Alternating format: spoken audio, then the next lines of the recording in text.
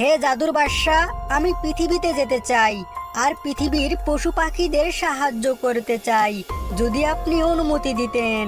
হুম, এ তো তুমি বেশ ভালো কথা বলছো। তোমাকে অনুমতি দিলাম।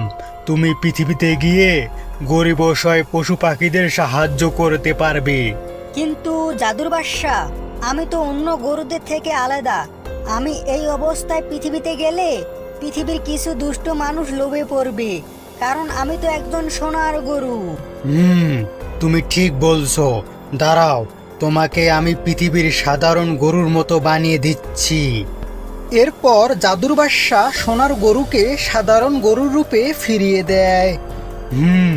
এবার তুমি পৃথিবীতে যেতে পারো, আর কোনো সমস্যা হবে না। আর তুমি যখনই চাইবে সাধারণ গরু থেকে আবার সোনা রূপে ফিরে আসতে পারবে। আর তোমাকে জাদুর শক্তি দিয়েছি। তুমি চাইলে জাদুর শক্তি দিয়ে পৃথিবীতে যারা গরিব অসহায় আছে তাদেরকে তুমি হিরে মুক্ত সোনা দিয়ে সাহায্য করতে পারবে। এ তো আরো বেশ ভালো কথা। তাহলে আমি যাই, আর গিয়ে পৃথিবীর গরিব অসহায়দেরকে হিরে মুক্ত সোনা দিয়ে সাহায্য করব। এরপর জাদুর গরু পৃথিবীর দিকে যেতে রওনা দেয়। আর জাদুর গরুটি পৃথিবীতে আসে। আর কিছু দূর হেঁটে যেতে দেখে একজন টুনি পাখি কান্না করে। হাই হাই, কি আমার সর্বনাশ হয়ে গেল! আমার এখন কি হবে? আমার ছানাদেরকে ছাড়া আমি কিভাবে বাঁচবো? কি হয়েছে টুনি?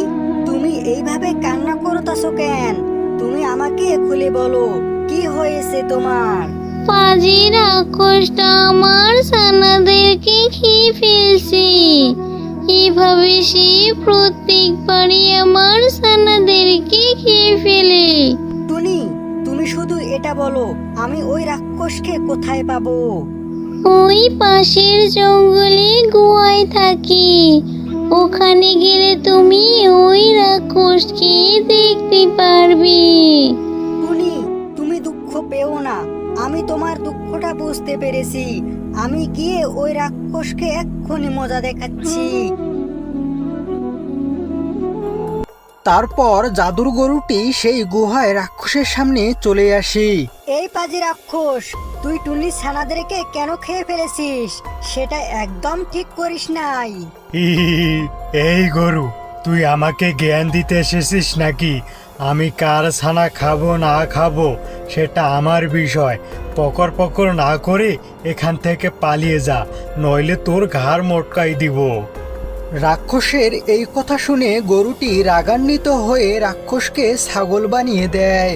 এবার দেখি তুই আমার ঘাড় কিভাবে মটকাইস। তুই এই বনের পশু পাখিদের অনেক ক্ষতি করেছিস। আজ থেকে তুই ছাগল হয়ে সারা জীবন বেঁচে থাকবি আর ঘাস খাবি। হে জাদুর গরু, তুমি আমাকে ছাগল বানিয়ে দিলে। প্লিজ তুমি আমাকে ক্ষমা করে দাও। আমি এই আর ভুল কোনোদিন করব না। তোর কোনো ক্ষমা নেই, তোর শাস্তি এটাই। তারপর গরুটি সেখান থেকে চলে যায়। আর বাপু, ভালো লাগে না। হে আল্লাহ, তুমি আমার মরণ দাও না কেন?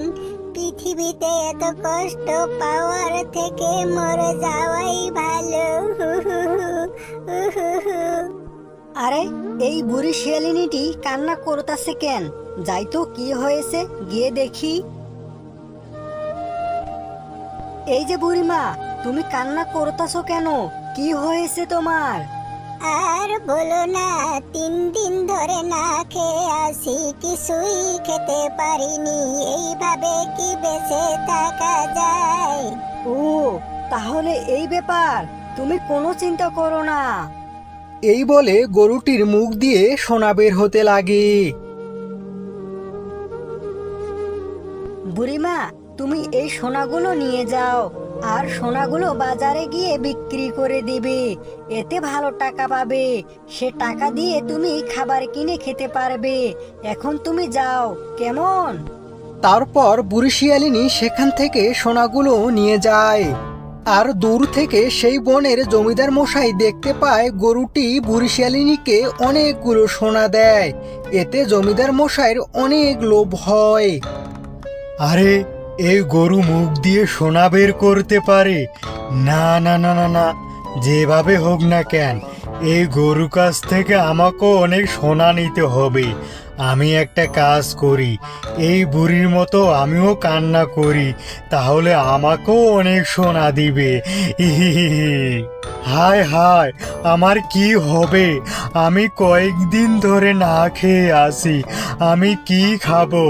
উহু উহু, হে আল্লাহ, তুমি আমার মরণ দাও না কেন? উহু উহু। আরে, এর আবার কি হলো? কান্না করতাছে কেন? যাই তো গিয়ে দেখি কি হয়েছে। তুমি কান্না করতাছো কেন? তোমার কি হয়েছে? আর কি হবে বলো, আজ কয়েকদিন ধরে না খেয়ে আসি, এইভাবে না খেয়ে থাকলে তো মরে যাব। এখন আমার কি হবে? বুঝতে পেরেছি, তুমি কোনো চিন্তা করো না। এই বলে গরু মুখ দিয়ে সোনা বের করতে থাকে। এই নাও, এই সোনাগুলো নিয়ে যাও। এই সোনা বিক্রি করে তোমার জীবন পার হয়ে যাবে। তারপর জমিদার সোনাগুলো নিয়ে চলে যায়। আর ঘরে এসে জমিদারের আরো অনেক লোভ হলো। আরে বাহ, মিশে মিশে কান্না করলাম আর গরুটি আমাকে এতগুলো সোনা দিল, কি চমৎকার! এটা কোনো সাধারণ গরু নয়। আমি একটা কাজ করি, ওই গরুটাকে আমি মেরে ফেলবো, তাহলে আমি সমস্ত সোনা পাবো, এতে করে অনেক ধনী হয়ে যাব। ইহি, এখন যাই, গরুটাকে মেরে তার পেট থেকে সমস্ত সোনা বের করে নেব। ইহি। অনেক জল পিপাসা পেয়েছে, আমাকে জল খেতে হবে। যাই, কোথাও গিয়ে জল খুঁজি। এই বলে গরুটি মন্টু শিয়ালের বাড়িতে আসে আর মন্টু গরুটিকে জল খেতে দেয়। ধন্যবাদ মন্টু, আমাকে জল দেওয়ার জন্য। সবাই আমার কাছে ফায়দা খুঁজে, কিন্তু তুমি সবার থেকে আলাদা। তোমাকে আমার খুব ভালো লেগেছে। তুমি আমার বন্ধু হবে।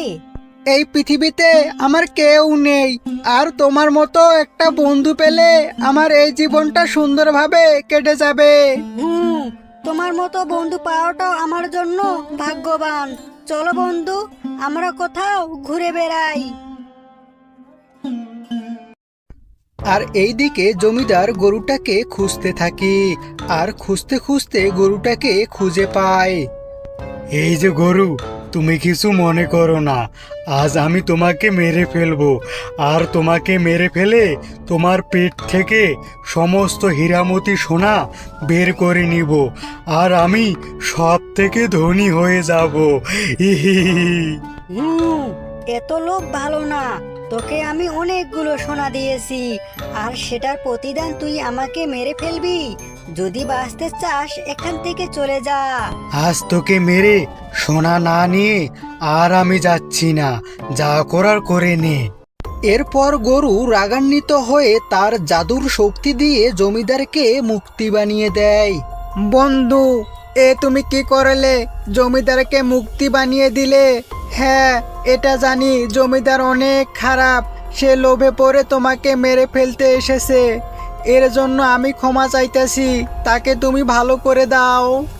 সত্যি সত্যি বন্ধু, তুমি অনেক ভালো। এই লোভী জমিদারের জন্য তুমি ক্ষমা চাইতেছো।